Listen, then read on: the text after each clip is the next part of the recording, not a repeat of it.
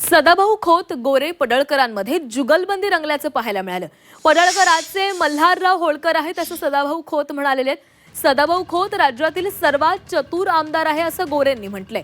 सदाभाऊ बिन पैशाचे वकिली करणारे मित्र आहेत असं पडळकर म्हणालेले आहेत।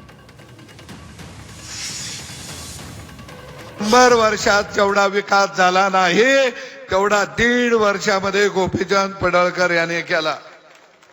1.5 वर्षामध्ये नगरपालिका आणली, झेडपीचे सदस्य निवडून जात आणले, पंचायत समिती आणले। म्हणजे मी तर म्हणतो आजच्या युगातला सरसेनापती मल्हारराव होळकर कोण असेल तर त्याचं नाव गोपीचंद पडळकर आहे। आता मी असं म्हणलो काही घडी उद्यापासून टीका करायला लागतील। सदाभाऊ उपस्थित आहेत।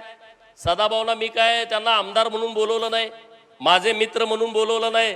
जत तालुक्याची वकिली बिना पैशात करण्याच्यासाठी तुम्हाला बोलावलंय। तुम्ही फक्त जतच बोलायचं, तुम्ही स्वतःच काही बोलायचं नाही। हे जणू मला काहीच कळत नाही।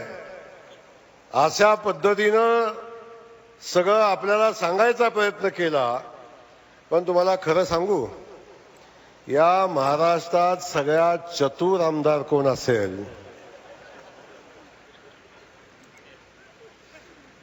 आणि कुणाला कुठं दाबायचे, कुणाकडून कसं काय आणायचंय आणि कितीही दिलं तरी माझं काहीच झालं नाही कसं म्हणायचंय, असं जर शिकायचं असेल तर सदाभाऊकडे ट्रेनिंग घ्यायचंय।